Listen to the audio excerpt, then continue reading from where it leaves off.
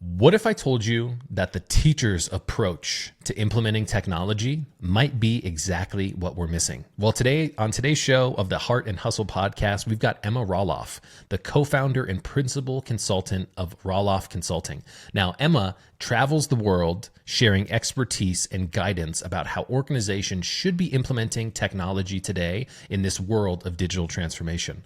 We're going to hear about how less than 3% of high school students are being taught to type on a keyboard, how that might be impacting the future skills deficit of the workforce, and so much more in today's episode. Can't wait for you guys to tune into this one. Let's get after it. There are too many companies that just hand you a laptop and say have at it with nothing. And I mean, even as a millennial, same thing. I had typing classes. I had, when we were in learning to do book reports and stuff like that, we had to have books and we had to have computer sources, and we had to learn how to cite all of those sources. And there was never an iPad that was, iPads existed by the time I got to tail end of high school, beginning of college, but they were never handed to us as something to do work on. It was never a tool that we used in that capacity. We didn't have our own individual laptops given to us. And now you look at the way that from a standpoint of preparing students, everyone has a Chromebook, everyone has an iPad, but we've never taken this viewpoint of does that match the reality of how they're consuming technology as adults in the workforce?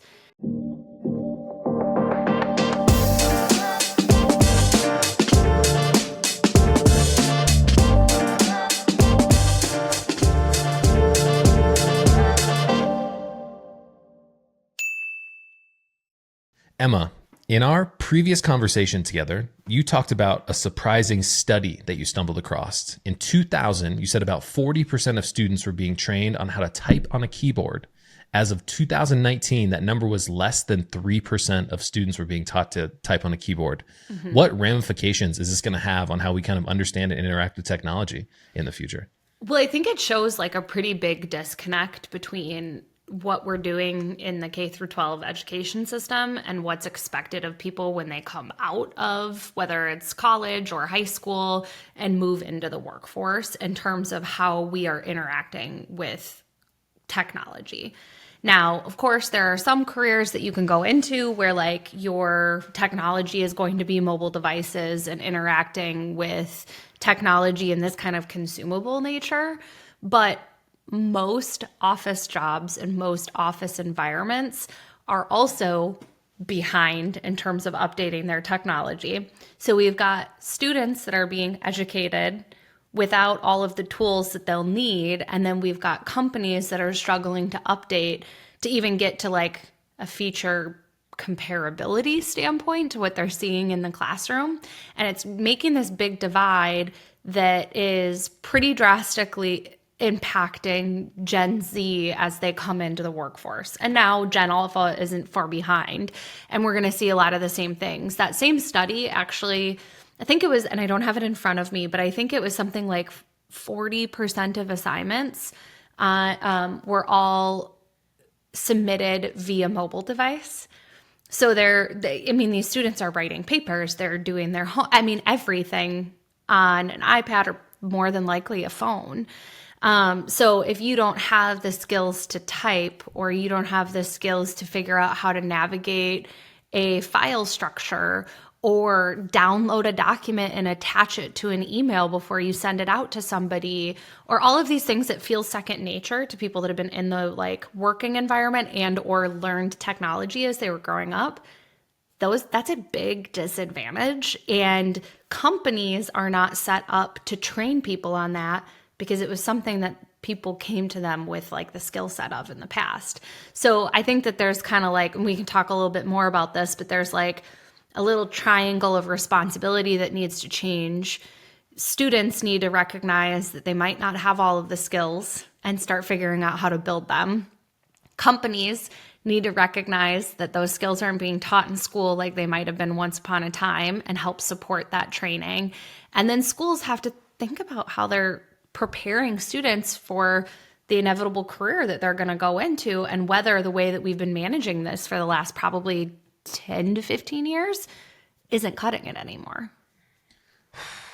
I'm thinking about like there's almost a stretch that's happening in society, right? When I came through school, home row keys, piece of plastic over the keyboard, and I was like, I just don't understand why I need to learn how to type like this, until I got into the professional world and recognized that that was the foundation that I was able to execute on my tasks with. But we made fun of my parents who came before us, who often typed on the keyboard with the peck. And over the weekend, I was actually spending some time with my sister's family. She has an 11-year-old daughter. And I said, hey, how do you type on the keyboard? And she said, like this. And I was thinking about the conversation that we were going to have, because it seems like consumer behavior is stretching us forward.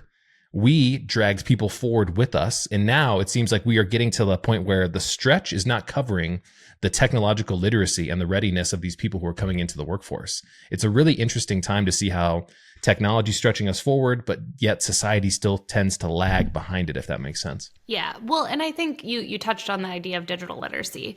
I think that there are different forms of digital literacy. And when you look at the way that most companies view it, is we have to help bring older generations along on the journey of adopting technology. We need to help educate the boomers on what AI is and how to work with technology and what these things are. Because when technology became a thing, they were the people that didn't have school to teach them about it. And so the mindset is that it's older employees that need this support, when in reality, what we're starting to see is outside of really like probably the tail end of Gen X, all of the millennial generation, and the very tippy tip of Gen Z. Nobody else has gotten that kind of education in the school system. So rather than taking this approach that digital literacy is something that we need to teach old people about in the workforce, we need to think about digital literacy as like a skill set that every employee needs to be efficient. And there are too many companies that just like hand you a laptop and say like, have at it with nothing.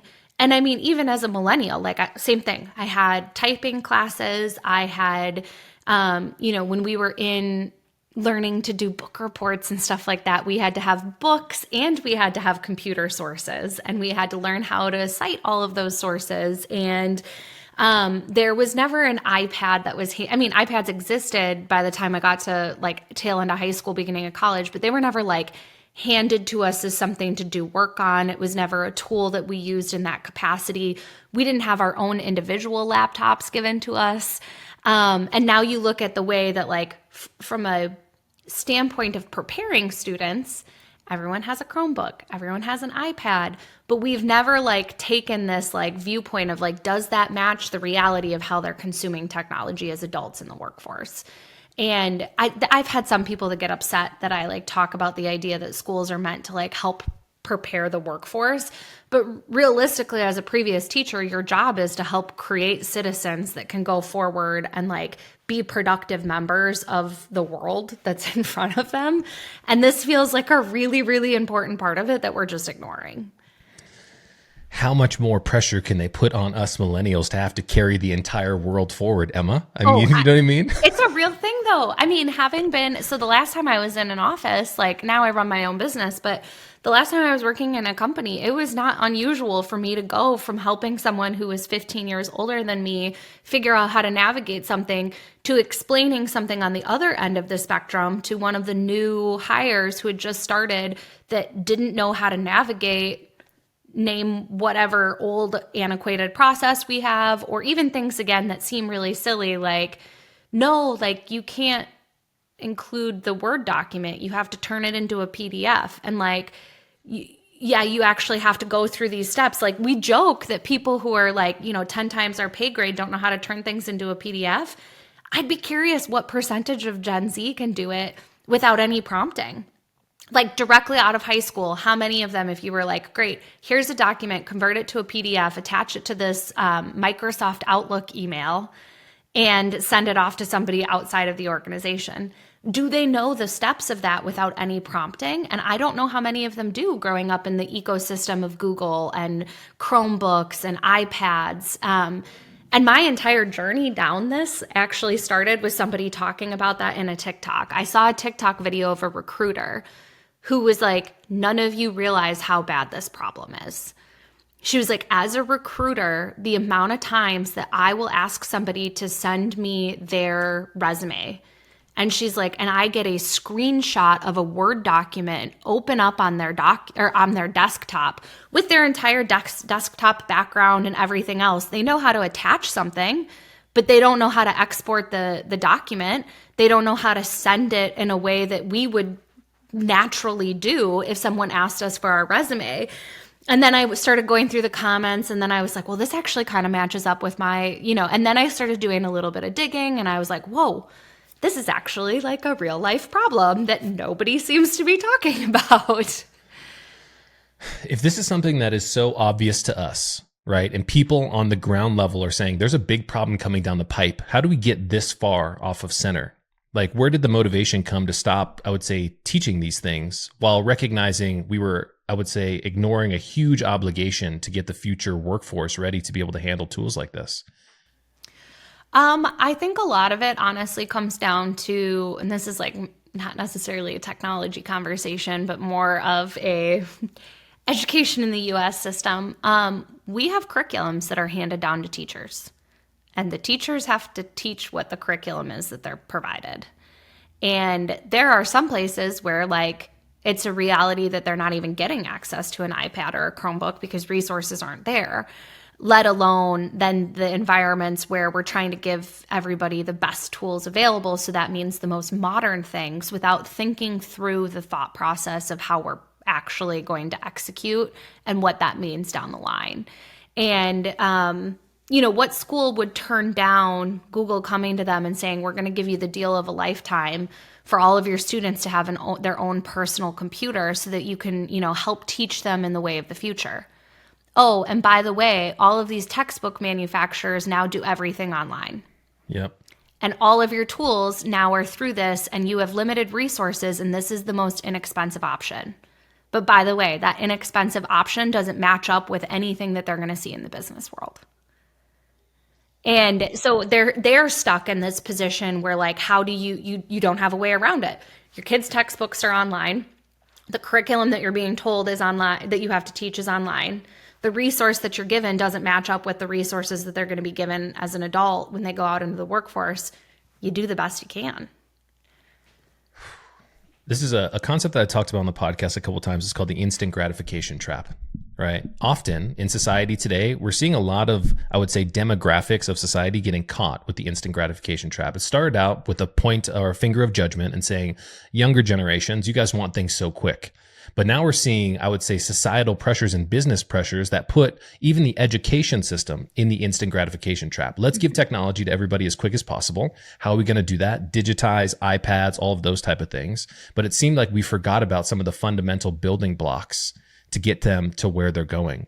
And now it seems like the need for instant results is also putting businesses on the back end in an interesting position, because it's like, I don't have time to teach everybody how to type on a computer to be proficient, but now that's the responsibility of the person who's employing instead of the system that pushed everybody through it, which is really interesting. And I to your point, I think you're spot on. When you look at the way that technology is being rolled out in companies, I talk about this idea all the time, and I call it shiny objects syndrome, or like random acts of technology.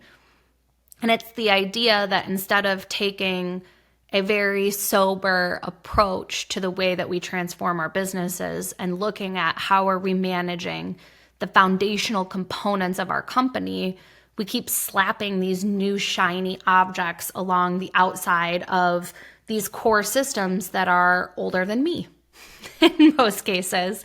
And I'm not like super young anymore. So, when we look at this and we've got these old, sometimes 35, 40-year-old systems, they're difficult to completely move off of. They have so much data that conversion is difficult. They are so customized and custom built that people believe that their proprietary secret sauce is built into these platforms. I'm not saying by any means that this is an easy process, but core transformations have been skipped over in favor of creating these Frankenstein platforms that have this core that's super old, and then it's strung together with spaghetti noodles all over connecting to these other things. And then technology is supposed to be easy for young employees. Yep. So then they come in and maybe bits and pieces of it seem intuitive and they understand how to interact with it. But then at the base layer, there's still these like gross green screen platforms that require function keys to do certain things, or they don't understand where the source of truth is coming from. So the logic of understanding how processes work is broken over the course of this like journey of creating this big bowl of spaghetti. And they are not used to interacting with technology that way. They're used to apps. They're used to their phones. And so then coming in and trying to troubleshoot and understand how this technology that's as old as like, you know, their aunts and uncles or maybe parents, and they're trying to weed through it and figure it out. But then at the same time, at the top level, these people have had this technology for such a long time that the new stuff is what is intimidating. And the new things that they're doing what everyone wants them to do. They're updating. But it's because we've all forgot about the fundamentals of whether it's the education side of it or like the transformation side of it in that like avenue of instant gratification. Yeah, it's really interesting that we think the addition of more will equal simplicity, when often it's the hedging back against redundant systems that we don't really need, which is going to give us the efficiencies that we think about. I came from the healthcare space, and so I saw EHRs and EMRs get rolled out, and the process of transmitting and transferring all of the data and patient records into a digital format, you almost have a fallacy of sunken cost. Right? There's so much data in these systems. We're never going to be able to change out of them. But what they've done in front of us is just stack additional layers of complexity in front of us, which makes these systems so large and so difficult to deal with. How did we kind of get into this space, Ema? Starting in education, now helping organizations, you know, navigate digital and transformation. How are we finding ourselves in this kind of like beautiful ecosystem? So I did start going to school to be a teacher. So I have a social studies certification for 6th through 12th grade. And I was at UW-Madison and doing my student teaching. And at the same time, I was offered an internship at a fast food chain's corporate office. I don't know if you know Culver's. Certain parts of the country will know it, other parts won't. So Culver's is headquartered just like 45 minutes outside of Madison. And so while I was during the school year student teaching and working in a restaurant, I was offered an internship in their training department. And so I got the opportunity to go see what it looks like to take this educational approach in the business world, and was kind of doing these things in tandem. Funnily enough, when I graduated, my 2 job options before I started applying for jobs were to stay at one of the schools that I was student teaching at, but they didn't have a full-time middle school position. So I was offered a part-time middle school, part-time technology teacher position.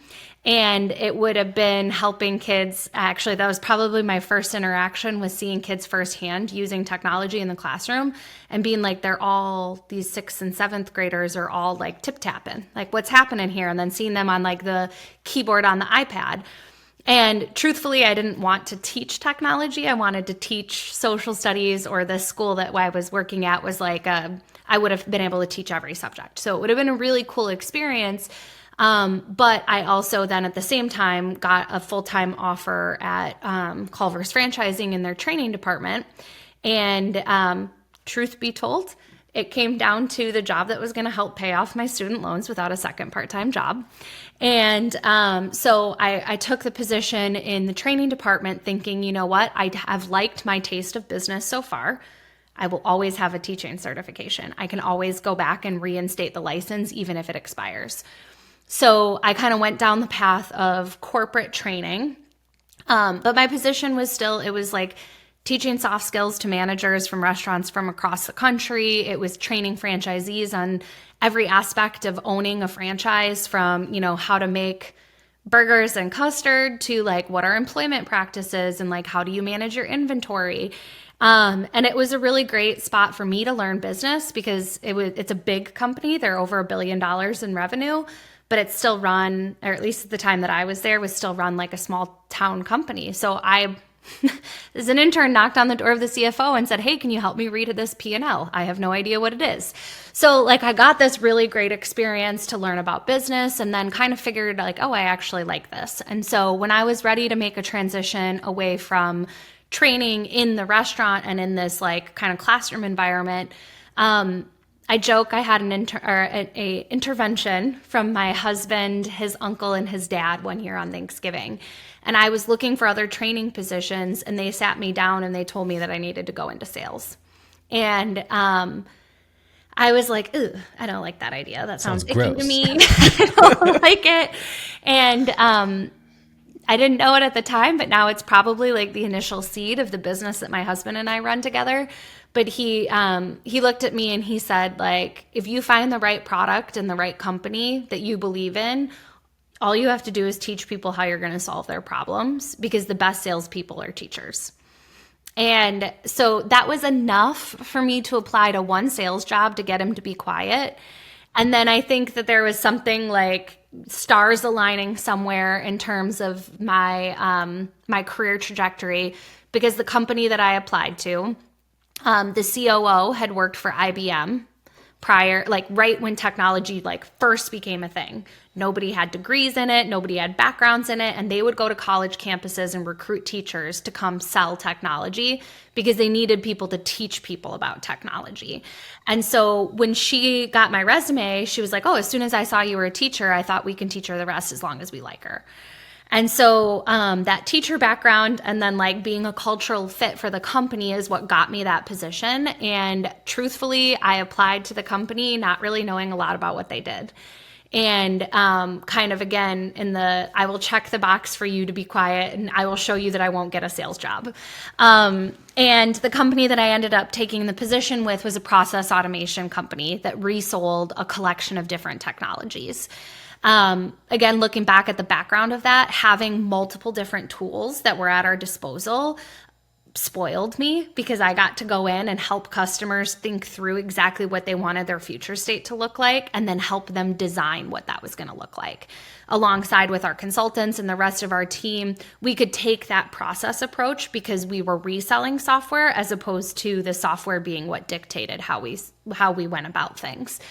And so while I was there, I started to get more passionate about sales. I started to realize how right my husband and his family were, that I was actually going to really enjoy it. And then I started to get really passionate about the problems that I was helping people solve. And a lot of my like excitement for the type of processes that we were improving and stuff like that would go back to when I was an intern, and think about the stuff that I had to do because they didn't have technology in place. So like, I am not exaggerating when I say I was the workflow engine, because SharePoint didn't cut it.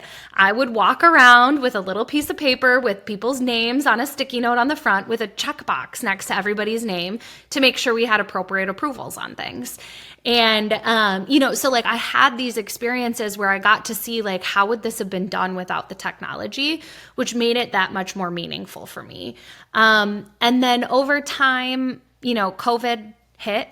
And the way that I had been doing things and the way that I had managed sales up to that point completely changed. And that's when I started transitioning towards creating content online. And I would say that that's really the point where I got to this point where like now my job gets to be educating leaders on how to be more efficient and better leaders, truthfully, in the digital space, because I have this collection of really cool like experiences in my background. And it's led me to be able to be comfortable creating content, but also comfortable doing speaking engagements and like even small things, like back to when I was at Culver's helping train franchisees. These were people that were twice my age, that were spending a couple of $1 million on a restaurant. And I was put into the spot of authority of being able to help them go through this process. So I got really comfortable with talking to leaders and talking to really well-accomplished people and recognizing that like everyone's a person and that like everyone has room to learn things. And the more that you can be open-minded to that, the better leader you're going to be and the more successful you're going to be. So I just have been really fortunate to have this like really cool collection of experiences that have given me a unique perspective on how we tackle leadership in the new world. So much to break down here. Really excited to kind of dive into the mindset of teaching people along the path in sales, which is really unique. You know, often I feel like a confused mind does not move forward. But when we can lay out the process of where we're trying to get to, and now let's tactically tackle the steps that we're going to need in order to get there, that's a different form of sales rather than being like, Emma, you got to try out this newest technology. It's going to be able to solve all your problems. Go ahead and just layer it into your complexity stack like we talked about earlier. What are some of the biggest lessons that you've learned in educating leaders about technology today, especially with the landscape of how quickly things are changing, compared to, I would say, some of the preconceived notions that you're seeing in the marketplace about how technology is just going to be the silver bullet that's going to kind of solve all these problems? So at the foundation of like an educational approach to sales, I think is starting from square one. Or starting at, like, we'll often say the 101 level. And the reason that I think specifically in the technology field, and I think that this goes honestly to every industry, but the amount of acronyms and specific vernacular that are used within the technology space lends really nicely to people with that silver bullet approach being able to confuse buyers quickly. And when you sit down with somebody that's speaking technology, you quickly realize if you're from the outside that it's not an inclusive language. And I'm sure we could say the same thing about stepping into healthcare for the first time or stepping into insurance or any industry. But the difference is I see it often used as something that purposefully like guides people down this idea of build on your complexity. Because when we use these buzz terms and these ideas that are floating around and there's hype cycles around, it's really easy to push people towards this feeling of urgency. And I actually just made a video about this the other day. Like, it's really easy to use FOMO as a tool to sell when there's this urgency all around these buzz terms that people only understand at the surface level. So if you want to be a salesperson that stands out and actually delivers results, you have to close that knowledge gap and make sure that starting at that very like foundational 101 level, that everyone in the room is speaking the same language. And so that's where it all started for me. When like my educational approach, even prior to content, I was writing blog posts and doing webinars. And it was all stuff as I was learning it that I was creating content to help other people learn, because I came into the technology space from the outside. I came in and I had notebooks, literally like, and I have a picture on my phone somewhere that I'll have to like go find. But like it was, pages of notes where like there'd be 4 or 5 asterisks along the side of my notes. And I'd get done with a meeting and be in the parking lot with my boss and be like, all right, let's go through all the things I didn't understand that were said in that meeting so that the next time maybe I can learn it. And so then I started doing things like writing blog posts that were like acronym guides and stuff like that. Because I was like, if I can't understand what's happening in this meeting, how the hell do our customers know what we're talking about? 100%. And that mindset, and I always talk about it as like, and it's any industry, again, when you're joining, it's almost like a video game that you start at level 1 in the video game and you beat that boss just in time to get into the next level and realize that you don't know it all. And when you're learning about an industry that way, if you don't start at level 1 and you start over here, suddenly you're going up against a boss that you don't have the skills to beat. And when you're learning these acronyms and stuff like that, like I might learn what OCR means. Great. But me learning what that acronym means just allows me to get into the next meeting to realize I don't understand the rest of the context either. So now there's 4 other things that I need to learn about before I level up to the next level. And your customers go through that too. And so that was my first moment as being that person that was trying to learn what was going on in these conversations and not being someone that was comfortable with just like nodding my head and not actually understanding, I realized how big that chasm was between buyers and sellers in the technology space. And so that's why I'm so passionate about like still creating that kind of explainer video content or talking through like, don't let FOMO make your decisions. And like, here's some advice that maybe counters this like constant hype, constant being left out of it that only increases the complexity.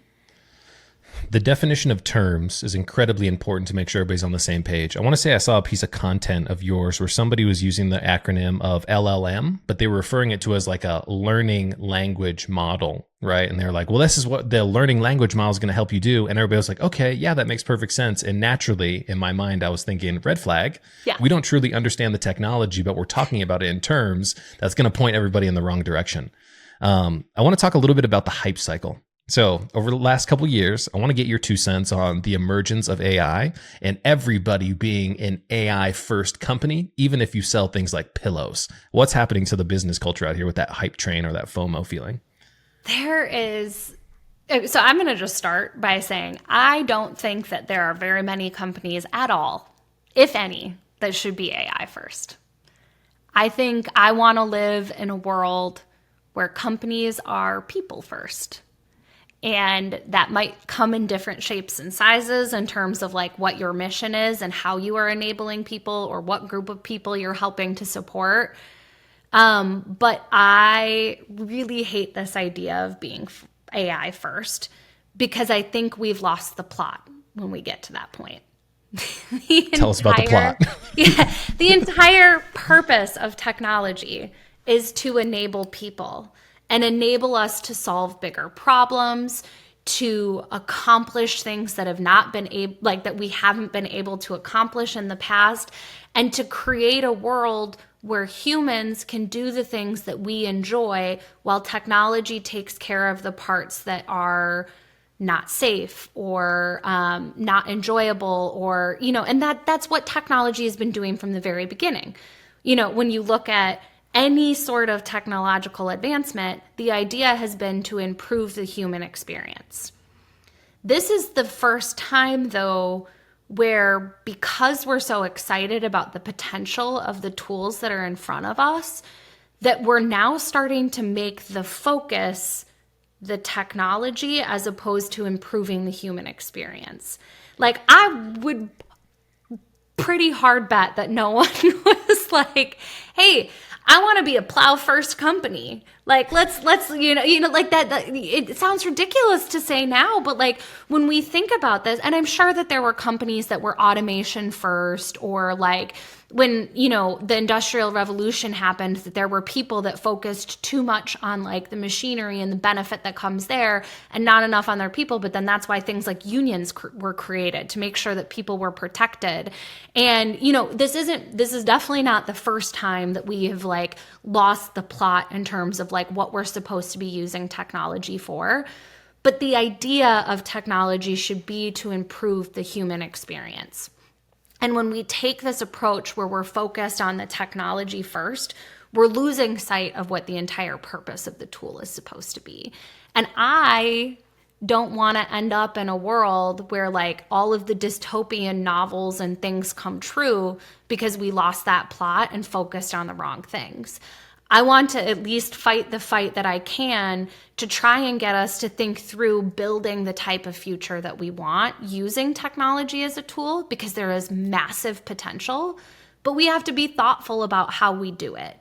And so I think that's I know that wasn't the full question, but that's like my soapbox for the day in terms of becoming an AI first company.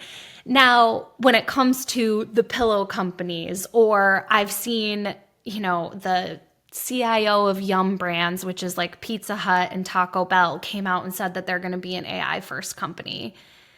Like, they're doing it to appeal to a subset of investors or to appease a board. And all of those people are chasing the hype surrounding AI. This is not me advocating that you should be a company that like pretends that innovation isn't a thing. This is not me saying that you, like advocating that like you should be slow to change or not open to new ideas.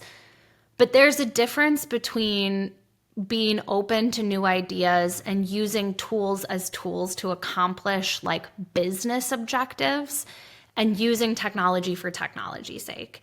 And when you look at like the article where they announced like the CIO of Young Brands was like, you know, on his parade, probably for investors to let everyone know about how innovative of a company they are.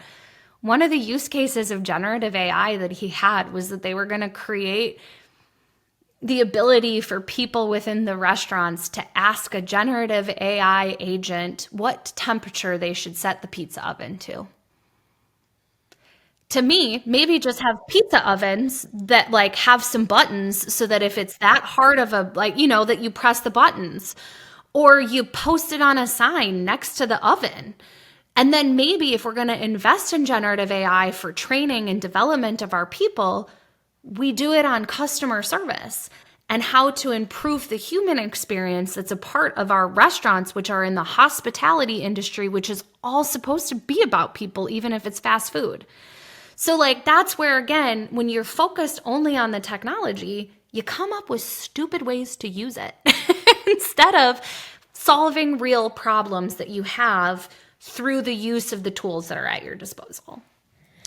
Emma, doesn't this feel very early 2000s when we were kids and the internet was exploding and pets.com was valued at the highest business ever just because it was on the internet? I see like we're feeling a lot of the same patterns, which seem to be very, very humanistic. And we continue to make the same mistakes over and over and over and over again. Even a couple years ago when we saw the blockchain boom, right? Everybody looked at the technology first instead of the solutions that it was going to create. And I feel like we continue to make these narrow-sighted FOMO-based decisions because the marketplace is asking for something.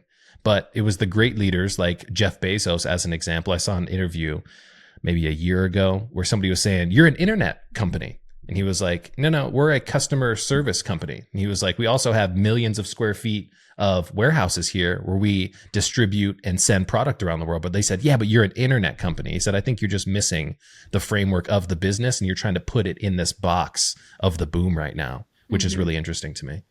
No, I agree. Well, and I mean, if you look at the very beginning of it, it was a bookstore. Yeah. You know, like and I think that I saw a video the other day too, it was Steve Jobs talking about like the innovation trap too. And it was, you know, when you look at these like super prolific leaders that accomplish crazy good things in the world, oftentimes they have very like grandiose visions and they're kind of eccentric and going after those visions, which I guess is like its own kind of like hype in itself. But the reason that they're successful is because they are fanatic about their vision and the business that they want to create, as opposed to the tools that are going to get them there. Like, I don't think that, I mean, to your point, like clearly Jeff Bezos doesn't want to be an internet company. He wants to be something else. And he used the internet as a tool at his disposal to accomplish that goal. But he was likely fanatic about creating the business that he wanted to create and solving the problems that he saw that his business was going to help tackle. And same thing, like obviously Steve Jobs and Apple were building technology and computers and that kind of thing, but he was fanatic about design and quality. And those were the things that set them apart. There were other people building computers. There were other people making cell phones. It was that they were fanatic about their vision of the company and the business strategy that was going to get them there. And then they used the tools that they had at their disposal. That's an amazing point to make. So let's talk about red flags and green flags. Okay. When we see an organization out there who's rushing to the market with a new piece of technology and they're saying AI first wrapper, is that a red flag or a green flag for you? Honestly, I think anybody that's going to use the term AI in like the main sentence of what they're trying to do as a company is a little bit of a red flag to me. At this point, especially if you're a technology company, at this point, I'm kind of assuming that you've got AI in some capacity. And if you can't articulate your value outside of those two little letters, then I probably have some more questions for you. Okay. How about this example? An organization comes to the marketplace, talks about how they're going to make things easier, faster, more convenient for team members of the organization. They don't talk anything about AI, but from the technical side, they lean heavy into why AI is helping them execute on their value proposition in the marketplace more so than ever. See, Green flag or red flag? that's a green flag to me because it's being used as a tool. That's like their entire value proposition is about what outcomes you're going to realize, not how you're going to get there. And I'm sure during the first meeting, AI is going to come up. But again, that's the assumption that at this point, most technology companies are using it in some capacity. One of my partners in my business, his name is Dante McLean. He is a prolific marketer, and he said something to me very early in our professional career together. We were like 26, 27. He said, Keenan, just remember that marketers ruin everything. As soon as there's an opportunity for us to be able to position a name in a certain way, founder-led marketing, AI, it's always going to be bombarded at you in all the social channels. And so do you think what we're seeing right now is a little bit of pressure from the marketing side of everything with OpenAI, all their progress, with Gemini, all these different tools, that all businesses are kind of rushing to that FOMO peak of saying we have to represent AI in some place or our customers aren't going to come to us?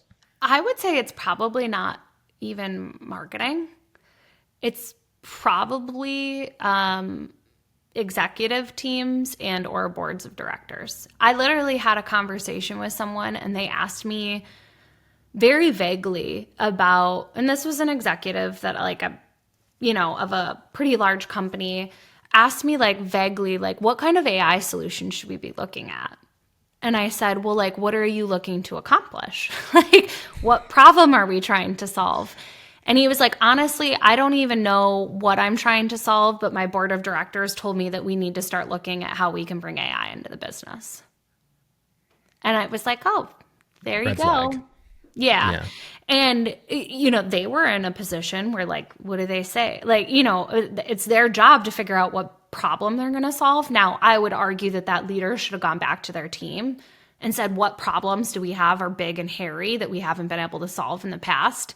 And then identified what the grossest, biggest, hairiest problem was, and then went to try and find AI to, like, solve it because they haven't been able to do it with the other tools that are available to them at that point. But at the same time, their board of directors was saying, like, go do this because this is a big deal right now. There's also, I saw a story, and I honestly haven't looked into it much since, but like when Figma rolled out their AI capabilities and had to roll them back, the CEO had to come out. And I mean, I respect the guy as a leader for coming out and taking the mud on his face, but he came out and said, I pushed my team to get this out there before it was ready. Because Adobe had their AI stuff out and Canva had their AI stuff out. And, everyone and their mom, the moment that OpenAI came out as a beta, everybody's roadmap accelerated because they couldn't be the last ones. And so I think it's coming from, human nature, but I think it's coming from the fear of leadership that if they don't do something, they will be left behind. And it's just kind of this nasty cycle that happens because these companies are all pushing out this technology because they have to, and they're not going to have the same type of valuations if they don't, which means then that their marketing teams have to flood the market so that people know that they have these solutions and that they're talking about them. And then salespeople are told, you better get these new capabilities into people's hands. So then they go to this idea of like FOMO of like, you're going to miss out. And then it just like, and then that's where then investors see all of this conversation happening and people buying based off of it. And then they put more pressure to have this entire little life cycle continue. So I don't think that I don't think tech vendors are evil in this scenario. I think that there's a role that every single person around that continuum needs to play in terms of trying to break this stuff if we want to see real outcomes. Yeah, it's really interesting to me because naturally my mind's going to the place of like, how is the marketplace supposed to be able to trust technology if we're always rushing to get it from here to there? And the rollout of the technology often comes on a foundation made of sand. So we have to always recover and be like, hey guys, Figma, sorry, we rolled that out, came too quick. We weren't really sure what that was going to do. I wonder about the long-term effects of depleting trust in the marketplace, Because now the entire market's seen like all these AI products are popping up, but none of them are legit. None of them are that great. So maybe we should just ignore the technology in general, which means we have to come back in another season, re-implement with a different message that's going to build trust for people to be able to kind of get behind. That disbelief is like one of the big signs that I talk about in terms of like change management and the people side of change, and whether we've like actually managed what we're saying and like how we're helping our team adopt new technology. And those like false starts of like, we're going to go down this path and then just kidding, we're not, or we implemented it, it was there for a year, no one used it, so it must have been the tool that was the issue and not how we rolled it out, so we're going to bring in a new tool now. Those things like lead to a ton of what's the word I'm trying to say here? It's gone now. A lot of distrust. Yeah. I could have tried to make it up, but it would have come out not as a real word. But it leads to like a lot of distrust from people that are doing the work and the businesses, and it leads to a lot of like erosion in terms of the way that they see their leadership and their ability to execute. And I wish I had it in front of me, but there was a couple months ago, I made a video on TikTok, and maybe I should redo it again just to see updated answers. But I like asked people like, what's the immediate reaction that you have when you get that email that a new software system is coming? And I got this like whole laundry list of not great reactions. And then I made another video of it, like showing people like, this is what your team's actual thought process is when you tell them about something. And I think that there's not enough leaders that are paying attention to like maybe what some of that like mud on their face does to the success of the next project if they're not actively addressing that with their team. And there's an element, going back to where we kind of started this conversation, sales, right? You can sell so much better when you have conviction that your product actually works. And I worry that when these large organizations roll out a solution that has some bugs in it, how much that diminishes the ability for the people who are actually selling it to have conviction in the actual solution being the tool that can solve the problem. Because we can all go to the marketplace and say, it's going to work. But if you don't truly believe that, naturally we can pick up on that in human being. You know what I mean? Well, and I think there's the reality too, that like any sort of technology implementation has the potential for bumps along the way. And that's a part of expectation setting. And a part of being, to your point, I never promised to any of my customers, even when we were taking the process approach to things, that like, we're going to implement it in day one. Everything's going to be great. And you're going to see this ROI immediately, because that's just not reality. And I had really solid products and a really solid delivery team. Like hindsight 2020, looking at the team that I had at my old company, I trusted them implicitly to follow through on the promises that I made. But I also was really thoughtful about making promises that I knew we could back up. And when I didn't know if it was a promise we could make up or, back up, like having the conversation of what could potentially go wrong or where we might see things. But that expectation setting is a really, really important part of like what that looks like. And then when you are honest and set appropriate expectations with a leadership team, you have to hope that they do that with their team as well. Because then otherwise, I think sometimes that's what happens, is that like, there's something lost in translation in that expectation setting piece. Or someone will say something like, we've got a solution out of the box for you. But like, also you're going to have to like do these 5 things to make it like actually work. Well, that's not out of the box for a lot of people in their mindset. And then that leader says like, we're going to put an out of the box solution in, and don't worry, it'll be overnight that we see all of these revolutionary results. And then like 5 months later, they still don't have a solution because those 5 things were supposed to happen, So it all comes back to that idea of like, how realistic are we being with our expectations, either in the sales process or in the leadership communication process. Understanding that we can't share from a leadership perspective every little itty bitty thing or like make every decision by committee, but that communication and that expectation has to be a part of it, and it needs to be realistic. What should we be talking about that maybe we haven't touched on here today in the conversation? This has been absolutely amazing. Is there anything else that we should be talking about? Ooh, that's a big question. I don't know. I can talk all day long. I think The one thing that I would say maybe is just like a caveat that's tied to this idea. As a buyer, if you're talking to a salesperson and they're telling you something and it feels too good to be true, keep asking questions until you no longer feel like it's too good to be true. And that means like sometimes asking questions to seek understanding and educate yourself is going to be a part of that equation. And sometimes like asking questions to like understand the process or like how they're going to accomplish certain things that they're asking or telling you are a reality.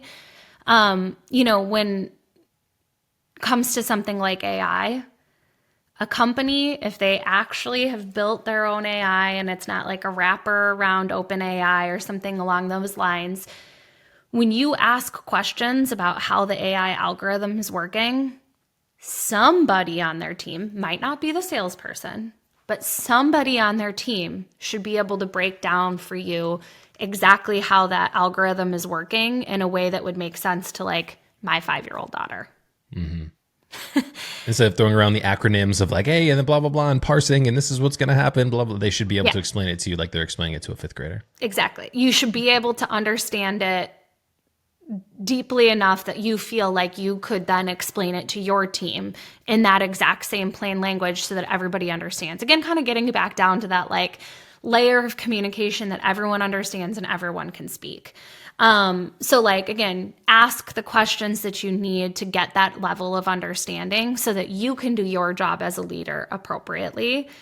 And then the other piece from like an advice standpoint, and we touched on this a little bit when it came to like digital literacy at the very beginning of the conversation, but kind of to like wrap this all up.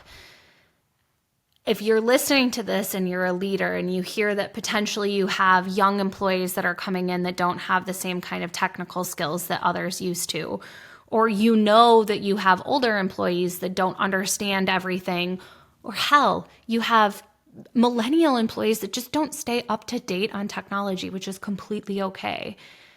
Spend the time to develop some sort of digital literacy training within your company and or contract with somebody that's got a training program that you could bring in to support people, because all of the things that we talked about, sussing out solutions, setting expectations, communicating with your team, and we didn't touch on it, but setting a vision for what the future is going to look like. I guess we did, kind of going back to the idea of your business strategy.